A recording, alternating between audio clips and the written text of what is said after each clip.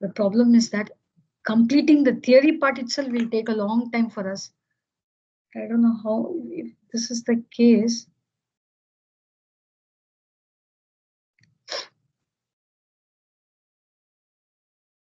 I think we have to start with Coulomb's force, right?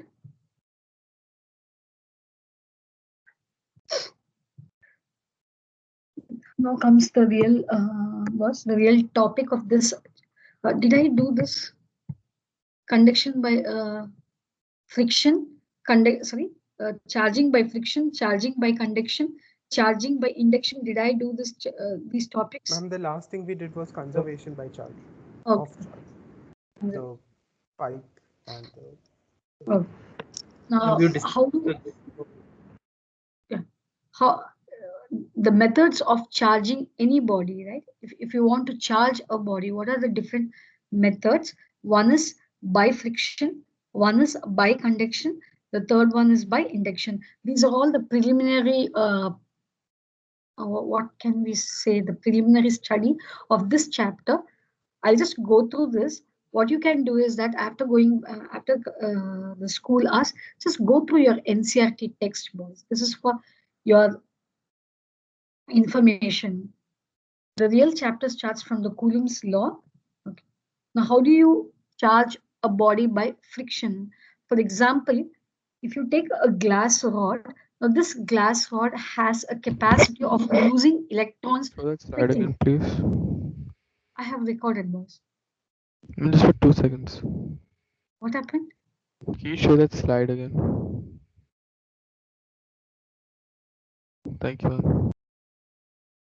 Now, suppose a glass rod is being rubbed by a silk cloth. Now, due to friction, thermal energy means heat energy will be generated. Now, this heat energy is capable of knocking off the electrons from the glass rod. So now your glass rod will easily give away electrons, and that will be absorbed by the silk cloth. So now what happens is that since the glass rod has lost electron, it will acquire a positive charge, an additional positive charge. This is how you charge any substance or any object by means of friction. Now, during friction, heat energy will be generated, and this heat energy is capable of transferring charges from one body to the other one. Now, next one is charging by conduction. Right? Now, charging by conduction is that when two bodies are brought in contact with each other, say rubber one. Now, this rubber object is negatively charged, right? You can charge, you can make this rubber to acquire the negative charge by friction. Now, you are bringing it near a sphere. Yes. Ma'am, What can happened? you use our 11th grade notebook for writing down the notes? Like taking No, down. sorry, boys.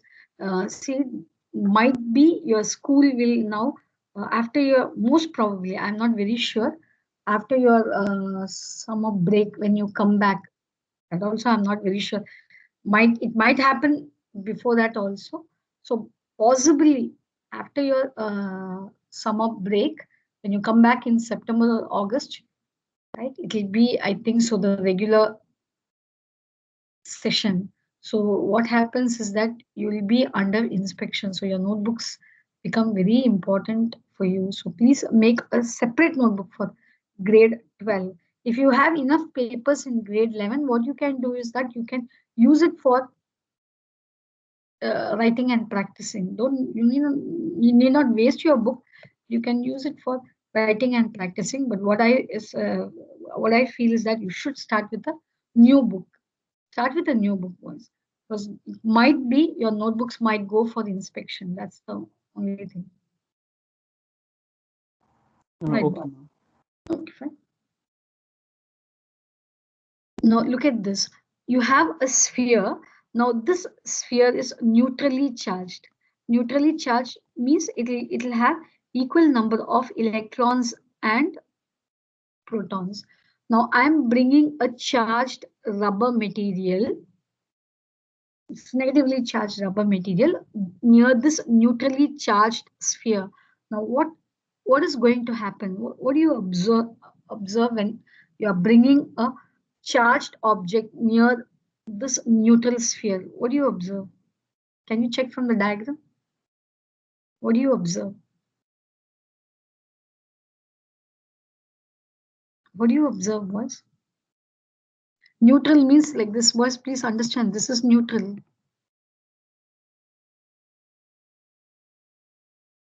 So equal number of positive and And negative. equal number of negatively charged. This is a neutral sphere, right?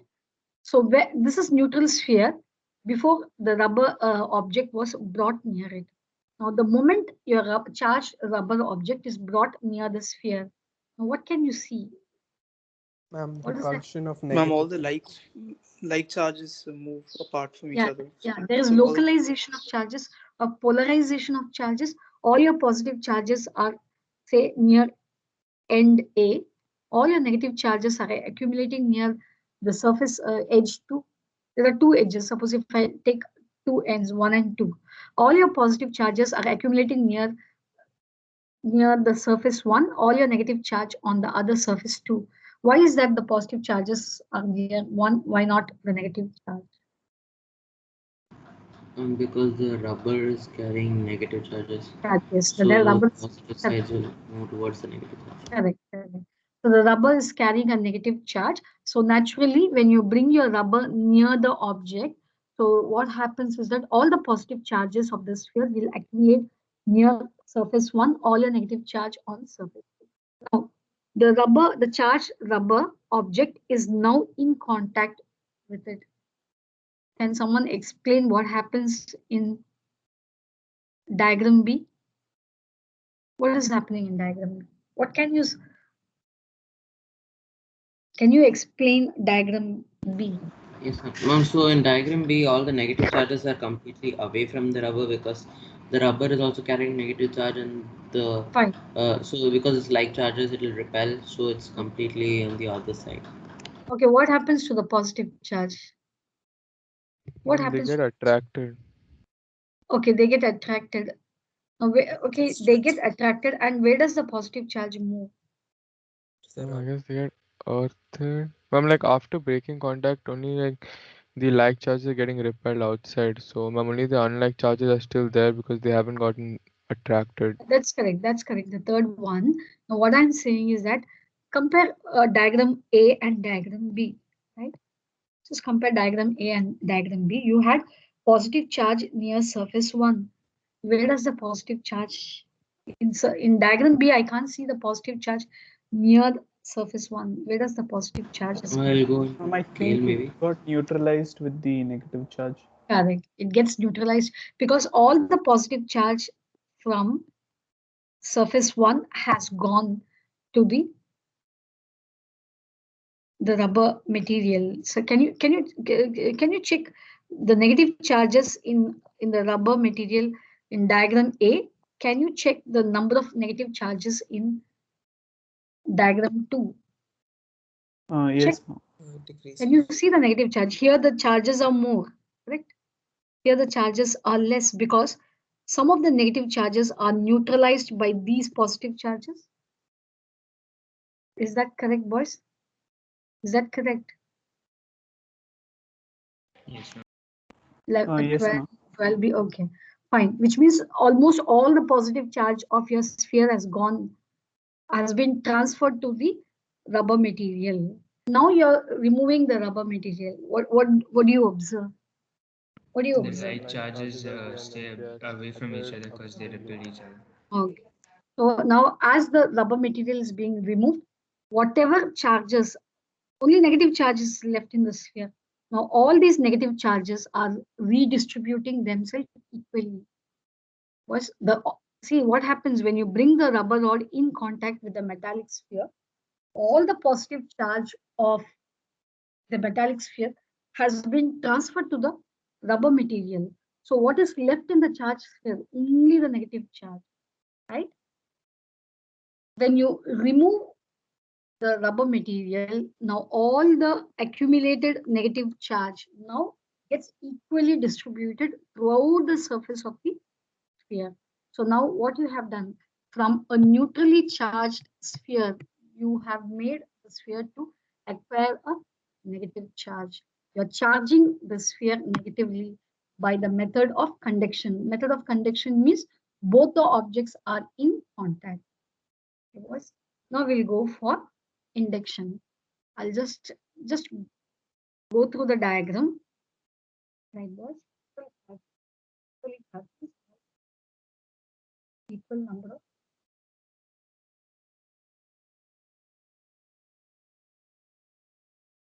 I'll give you 3 minutes. Let me ask.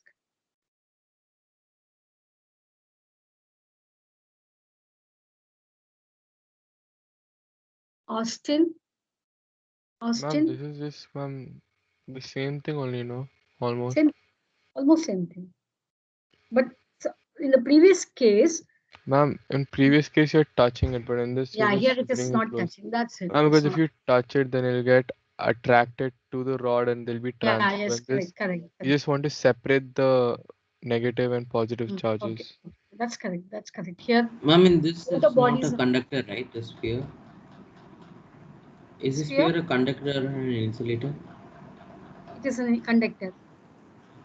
Can be, No, and can be. then the negative charges are earthed out, right? That's what I want to someone to explain the third diagram.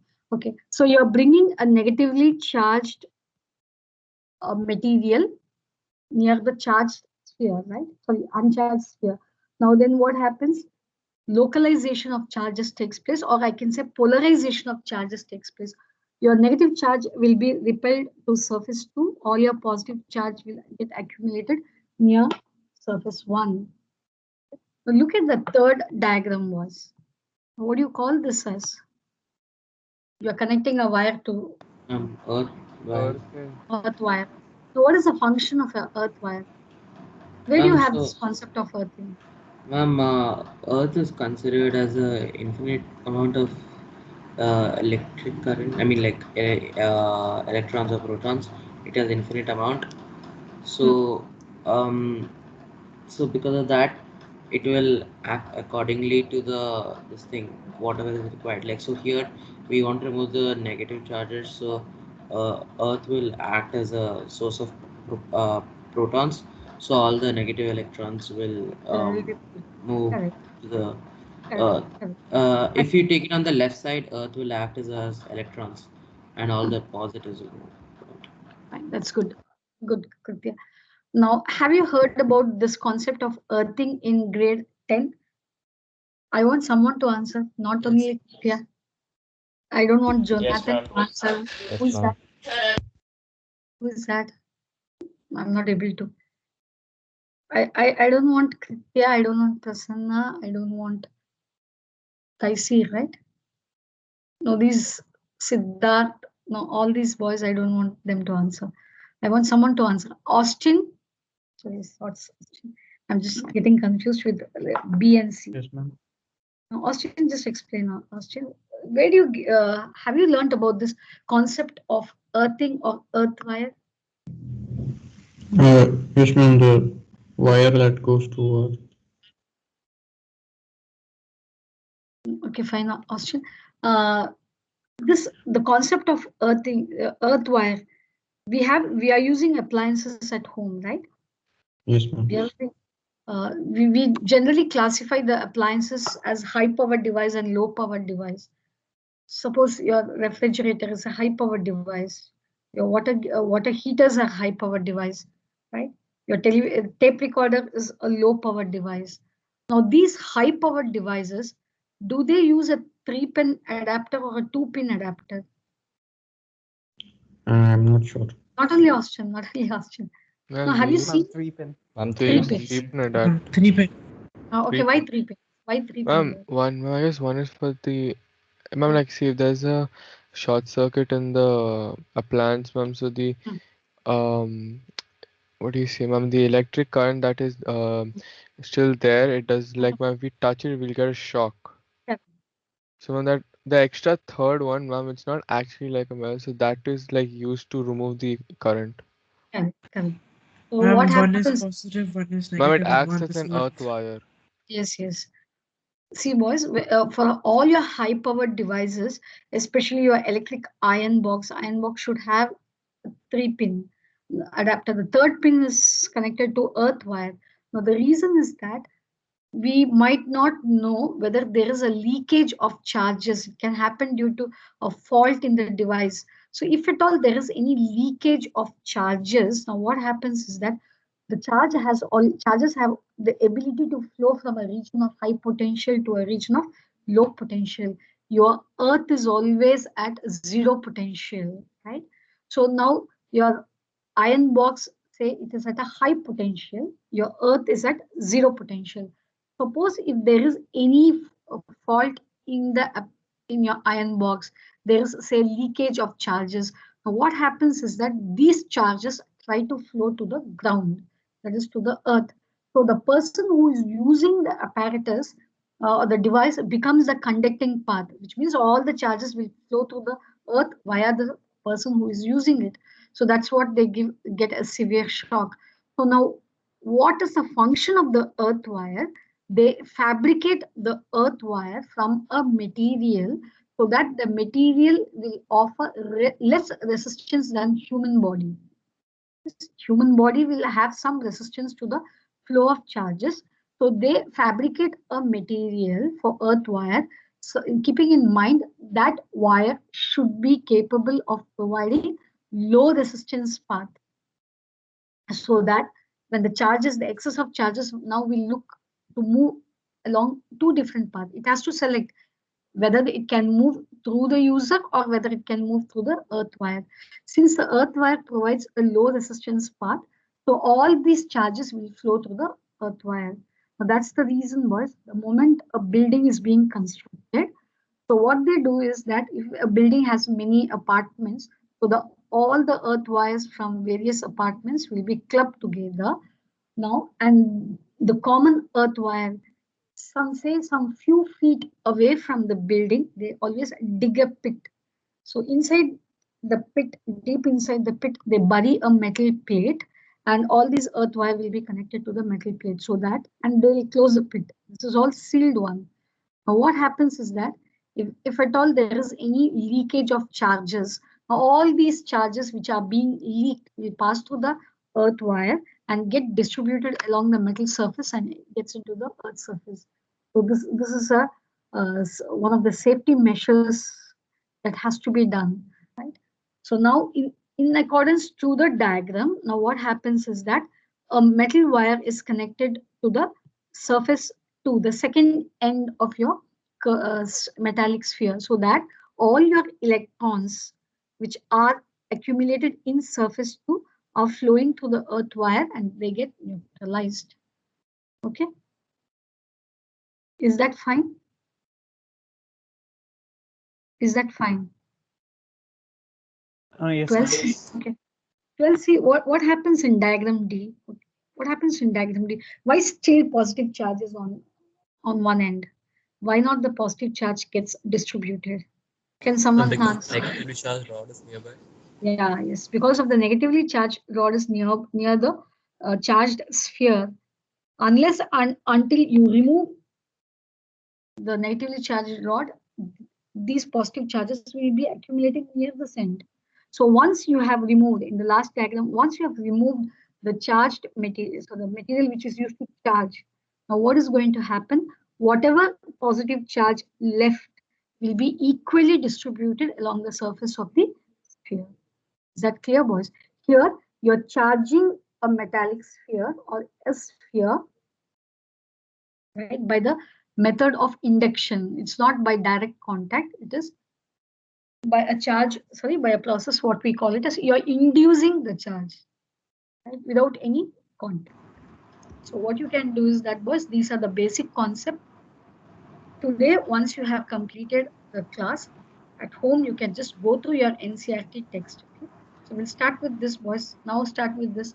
Ma'am, in Yes. the thing, if we keep the earth wire on the left side, nothing will happen, right? Because it will be Where? neutralized. If we Here. keep the earth wire from the left side, in the Here. third diagram, oh yeah, Here. or in, okay. Which So from diagram? The Wait, third second. one, they are doing earthing for the right side, right? Where there are negative electrons. If we do it in the left side, will it attract the positive charges? No, it will not attract because here the localization of charges are there. No? This, see, if I use this, though the charges try to flow through the earth wire, but this negatively charged will try to pull it back. Okay, ma'am. Now, Yes. do positive charges also go through these earth wires to ground, or is it only negative wires? No, So it's negative not charge. necessary. Suppose if I bring bus, suppose if I bring a positive Ma'am, so if you bring a positive charge one, rod, okay, then this will be negative. here, This then will be positive. Then Oh. if you connect earth wires, all the positive charge will get into. Okay, ma'am. Then you'll Here be it final. doesn't happen because it gets neutralized with the Yeah. negative rod, right?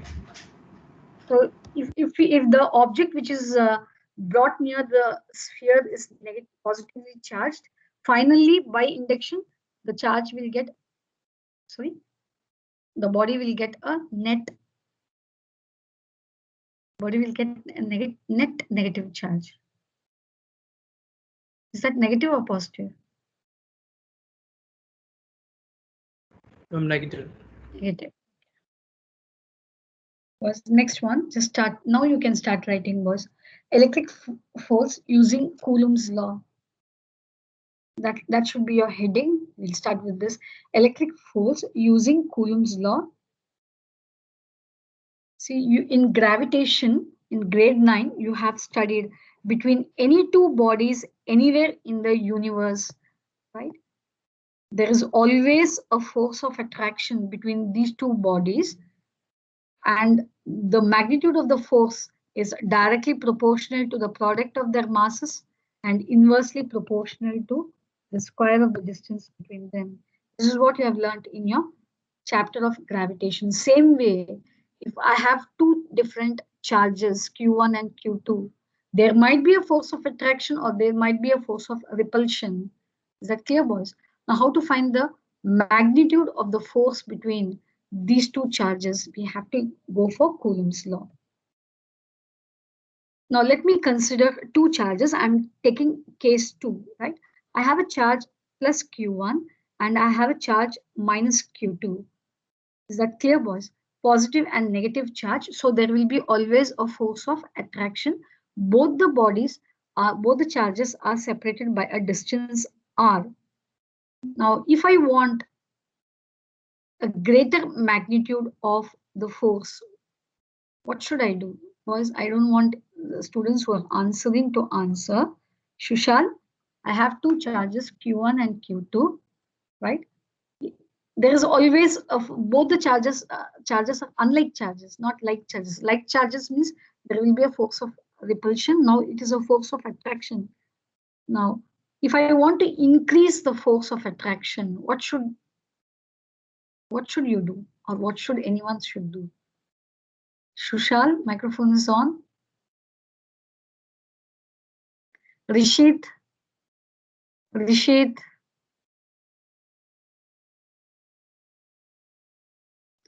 12B. Yes, ma'am. Only Steve will answer. I don't want Steve. I don't want Kritya. I don't want Prasanna. All these students. Distance. May know who is speaking, boys. I'm just in the. Fadil. Fadil, very good. You have to. If I want to increase the force of attraction, what should I do? Should I decrease the distance between them or increase the distance between them? Fadil? Decrease. Decrease. Fadil, I think you have done your test well. Okay. I have to decrease the distance. Okay. Fadil has answered. Is there any other factor? Is there any other factor? Increase the charge.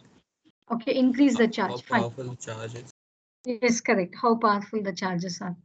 Okay, these two are evident. Ma'am, if we increase, shouldn't we increase both? Not necessary. No, not necessary. If you increase both, still it will be quadrupled. That's it. Right? Might increase 4 times or it might increase more than 2 times. So if you keep increasing both the charges, fine. your force will increase. So you people have come about your the magnitude of the charges and the distance between them. There is one more factor. Can someone tell me what will be the third factor where you can, right, whether you want to decrease or whether you want to increase? There is one more factor. What is that factor?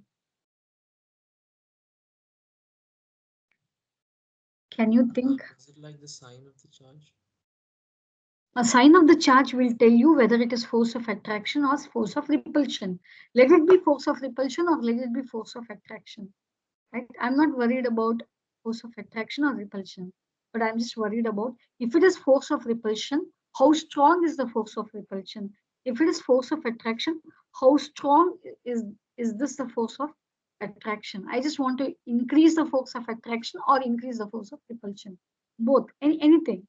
So for that matter, say if I want to increase the force of attraction, you people have told bring the charges close, fine.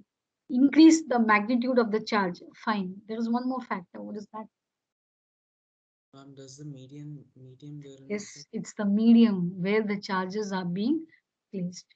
Is that clear, boys? The medium plays an important role. Now, how will you find this? Ma'am, does that determine the speed of the movement? It's not the speed, boys. It's not the Ma'am, speed. the flow. Yeah, the flow of electric field lines, right? I'll just introduce that. Can you see this in the thing? Can you see this notation? A new notation. We call this as, it's not E, slightly a blunt version of E. We call this as epsilon. Okay. Here it is epsilon naught. Epsilon naught is called the permittivity of free space. Now, what do you mean by permittivity of free space? Now, you people have to answer. Now, suppose if I have a bar magnet, whom should I ask? Okay. There is a magnetic field around a bar magnet. Yusuf is here, right? Oh, sorry, was okay, Yusuf. I have a bar magnet. We generally know there is a magnetic field around the bar magnet. You have learned in grade 10. How do you represent a magnetic field? Ma'am, by lines coming.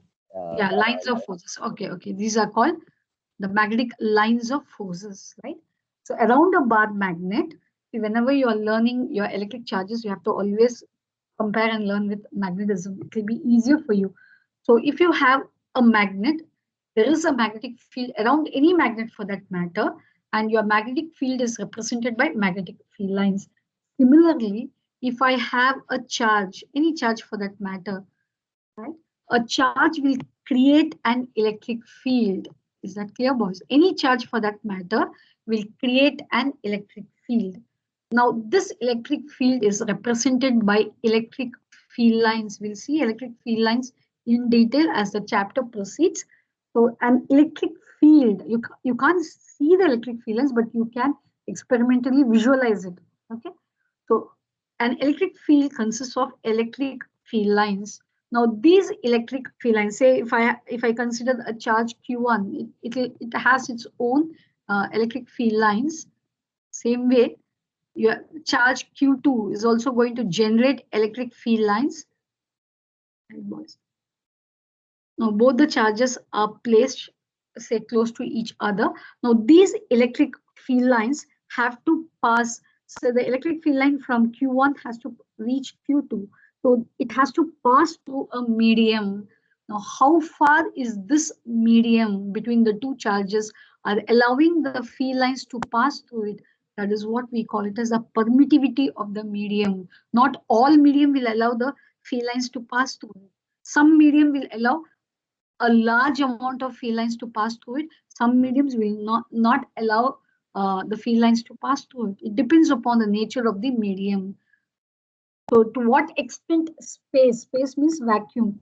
To what, consider these two charges are placed in vacuum. So the force of attraction or the force of repulsion between these two charges depends on the permittivity. To what extent your vacuum is allowing the field lines to pass through it. That determines the force between the two charged particles. Is that clear, boys? Is that clear? 12b. So if it was not in a vacuum, then it will be a different value. It is epsilon. That is the permittivity of the medium. Ma'am, so the more higher the value of E naught, that means it is allowing electric charges uh, more, right? Like more amount of electric charges. More.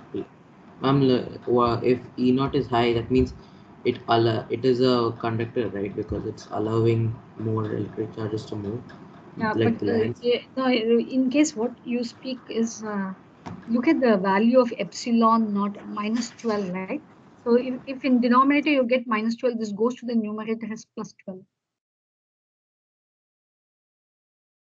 See, if you argue this way, Kritya, we want epsilon naught to be of a higher value, because only if it allows permittivity of free space, if the free space is allowing more free lines to pass through it, then the force of attraction or repulsion will be more, right? So epsilon naught should have a higher value. So in that case, it is being determined by the negative exponential power. Fine, boys. You start, a rough diagram is enough, because you will have to go for the fair diagram in the next version. So what you can just do is, Coulomb's law states that the electric force between two charges is directly proportional to the magnitude of each charge and inversely proportional to the square of the distance between them. Instead of Kc, you just write K. And then write K is equal to 1 by 4 pi epsilon naught. But this value is, you need not by heart, because these values will be provided for you. So I want the permittivity of free space. So once you complete this, then we'll go for the vector notation, and then I have to start with numericals, boys. Just write the statement. If you want, you can have a rough diagram. So epsilon naught is called the permittivity of free space. I think tomorrow you'll be having second period, right, boys? Physics. Yes, ma'am, I think so. Second, last period, is it fine to have physics? Students? Ma'am, like second period and then last period, or No, I'm only last asking you, if physics comes as the last period, is it fine, or is it good if physics is in the second period? I'm just asking your opinion. No, I think it's better in second period. Second period. The earlier the better, ma'am. Okay. For both teacher and the student, right? Yes, ma'am, yes. Okay. Completed, boys. Complete. Epsilon naught is called the permittivity of free space. Boys, this is a new concept for you all, because the next topic you will be dealing the Coulomb's law in vector notation. So I'll move a bit slow. So once you get the concept, then you can apply for multi-charge system. Now you're learning, you are applying your Coulomb's law for a system having two charges, right? Then we'll have to move on for the system which has n charges. So that's the reason the next topic I'll go a bit slow. Once you, if you're able to come out of that, if you get the essence of what you're learning, then you can move fast.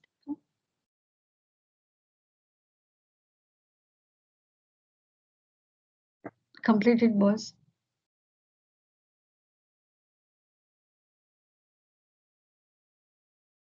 B others, you people need to speak. Boys, it's grade 12, not grade 11. Do speak, boys.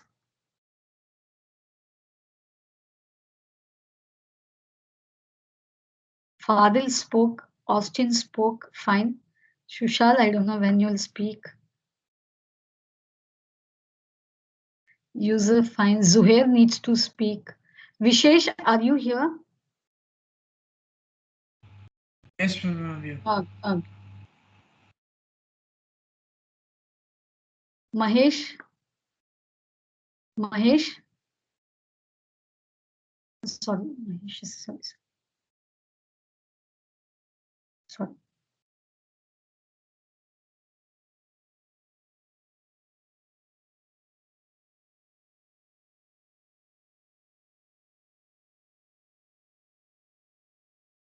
Shall I go for the next one, boys?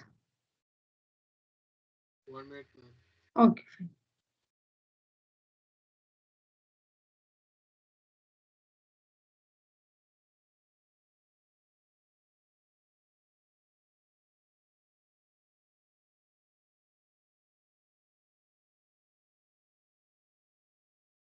So this weekend, boys, please discuss among yourself, whoever might be the students who are going to do along with you any project.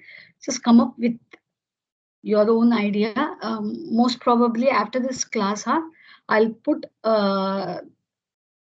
this SEEP. Yesterday we were going through that SEEP PPT. There I have listed the experiments which you Ma'am, can. we can choose our own topics. Or you give us Yes, the you can topic. choose your own topic. You Ma'am, can choose any random any topic. topic, any topic, whatever you want. If Ma'am, you because I want, have a topic in mind. okay, you have to choose. It's Okay. left to you. It is left to you. But if you feel it's difficult for you to think over, that's the reason we are providing you, because those apparatus are there in our laboratory. Or else, if you are interested in electrical equipments, like if you want to make design your logic gates, computer students, right? This class, you know, the Boolean algebra, what? The sign, Yes, ma'am. Yeah. where you have this Elaborate. arithmetic, that you have the gates, logic gates, you Yes, have ma'am. OR operation and operations, right? OR Yeah. operations and operations, not whatever operations you have, because you can create that using LEDs. You can use a simple circuit using LEDs, or you can use diodes, because anyway we'll be having an experiment on PN junction diodes.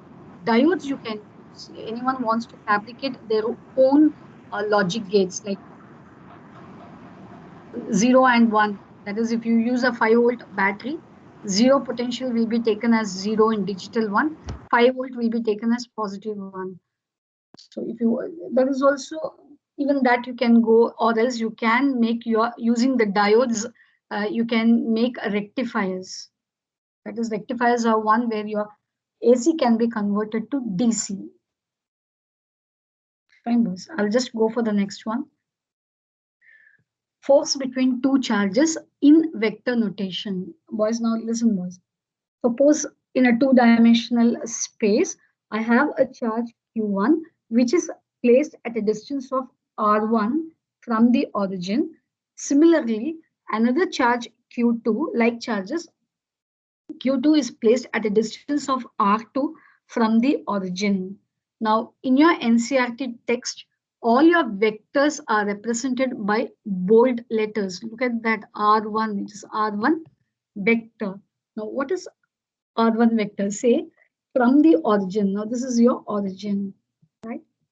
Say this distance is 5 centimeter. Then what is R1 vector? R1 vector is nothing but the distance between the charge Q1 from the origin, say in direction northwest. You have magnitude as well as you have your direction. So what is the magnitude of R1 vector? This is the magnitude. That is 5 centimeter is your magnitude. Is that, boys, are you clear what I'm specifying? 12B. Yes, ma'am. R1 vector is nothing but how far is your charge Q1 with respect to the origin and in which direction it is being located. So this is a vector. Now what is this? What is this? This is the magnitude of the vector. This is your vector, R1 vector. Now what is this one represents? It represents the magnitude. Correct, boys? Okay, right. Now here, it's 5 centimeters, say 1 centimeter. Now what does 1 centimeter represents? 1 centimeter represents the unit vector, and it is represented by R1 cap. Is that clear, boys?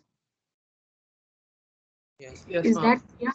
You have a vector, right? The next one is the magnitude of a vector, and you have your unit vector.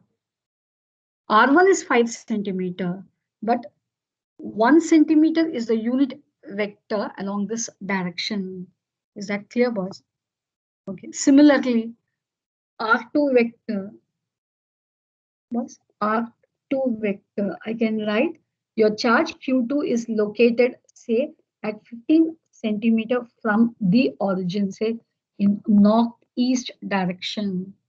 So the magnitude, this is a vector, and that is the position vector of Q2. This is position vector of Q2. Position vector of Q2 means what? How far is your charge Q2 placed with respect to your origin? Then what is R2? Now this is called the magnitude. In mathematics, you call this as the modulus. 12b. Answer, boys. Are you all hungry? Yes, ma'am. Yes, ma'am. It's lunchtime. Are you all hungry? I'm asking. Yes, Yes, ma'am. Yes. Hungry means still hungry. At least that much boldness you should have. Are you all hungry, boys? You're not answering. Yes, ma'am. Yes, ma'am. Okay, fine. So R2, this is called the magnitude of vector R2. Are you clear, boys? Yes, ma'am. R2 cap is nothing but the unit vector, 1 centimeter, might be 2 centimeter also. R2 cap is the unit vector along the direction O to Q2. Right? So that much you should understand. Okay, boys? So I have two charges. I'm going a bit slow and repeating it so that the next topic might be easier for you. So you have two charges, like charges. Like charges means Q1 is 5 coulomb plus 5 coulomb. Q2 is plus 6 coulomb. There will be a force of repulsion. I have two charges, Q1 and Q2, placed at a distance of R1 and R2 from the origin, right? And one more thing, the distance between Q1 and Q2, right, is R1 in a direction from left to right. Here they have given from, say, this charge is numbered 1, this charge is numbered 2. So from 1 to 2, in the direction of 1 to 2, you measure it as R21. From 2 to 1, in the direction of 2 to 1, you measure it as R12 vector. Only that thing you should understand. Both the distance are the same, boys. The magnitude of R21 is equal to the magnitude of R12. Magnitude is the same. What do you mean by this? If this is 5 centimeter, this is also equal to 5 centimeter. Are you clear, boys? R21 and R12 is the distance between both the charges, Q1 and Q2. Their directions are different, but their magnitude are the same. Is this clear, 12B? Yes, ma'am. Only one person. Yes, ma'am. Yes, ma'am. Yes, ma'am. There is a force of repulsion. Now look at this, boys. Q2, the charge Q2 is applying a force on Q1 so that Q1 will undergo repulsion. That's the reason. Look at this. F12 is a vector. It is directed away from Q1. Similarly, Q1 is applying a force on Q2. F21 vector, which is directed towards your right. See, both the forces will be equal in magnitude, but will act in the opposite direction. So what is F12 vector? It is the force applied by Q2 on Q1. What is F21? It is the force applied by Q1 on Q2. That much you should understand. R21, it is the distance between Q1 and Q2 in direction from 1 to 2. Right, boys? In NCERT textbook, all your vectors are not represented by a arrowhead. It is represented by a bold letter. Is that clear, boys? So in your NCERT textbook, if you encounter a bold letter, it means it's a vector, right? R12 is the distance between Q1 and Q2, say from left to right. Then what is R12 vector? R21 is the distance between Q1 and Q2 from left to right. R12 is also the distance between Q1 and Q2, but acting from right to left. Only that much you should understand. Okay, draw the diagram, boys. What you can do is, I have one yes, doubt. yes. Ma'am, if the value of F is negative, that means the charge is pulling each other, right? Yeah, correct. And if it's So that- positive, they are repelling, right? Repel. Yes. We'll do numericals when we'll solve numericals. You'll understand this better, boys. When we are going to solve numericals, you'll understand it better, right? So I think so. You can write till this. Draw the diagram. Only thing is that you need to do this. R12 vector is acting from R12 vector will act in this direction. That's it. So you can mark this as position 1. You can mark this as position 2. Can someone tell me if I want to write the magnitude of the force? Sorry, if I want to represent the force F21, refer to the previous one. What should I write on my right hand side? Prasanna? Prasanna?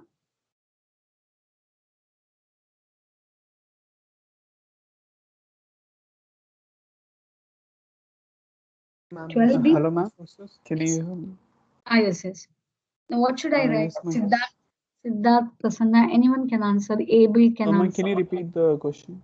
No. See, in the previous slide, the force between any two charges, we have written it as 1 by 4 pi epsilon naught q1, q2, the distance between them, right? So now I have to represent the force F21 vector. So what should I write? 1 by 4 pi epsilon naught. What are the two charges, boys? Q1, Q2. Right. Now look at this. How is your force F21 is acting? It is acting from left to right. Is it acting from left to right? Yes. So the unit vector, what will be the unit vector acting from left to right? R21 cap. Yes, R2 1 cap.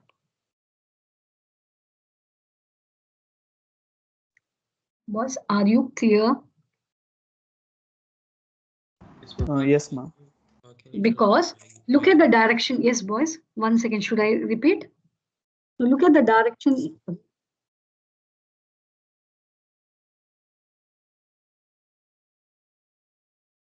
Boys, look at the direction in which F21 is going to act. It's going to act from, say, left to right, or from 1 to 2. So what is a unit vector? See, a force, boys, please understand. A vector should be represented by a magnitude. Was any vector for that matter, a vector should be represented by its magnitude and the unit vector. Any vector should be represented by terms of its magnitude and the unit vector acting in the same direction. Now look in which direction F21 is acting. F21 is acting from left to right. So what is a vector which is acting along left to right? This one. That's the reason you have R21 cap. That is a unit vector which is acting from left to right. Are you clear, boys? Sure? Ma'am? Yes. So R21 square is on modulus, right? That's a magnitude. That's only the magnitude. No the direction. No direction. R21 squared is a magnitude. Yes, boys? Only this much for today? It's time up? Yeah, ma'am. 2 minutes left. Okay, you can leave. You can leave, boys. You can leave.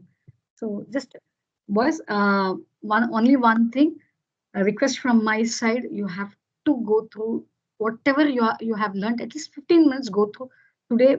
Otherwise, you will be finding it very difficult as we proceed. Is that clear, boys?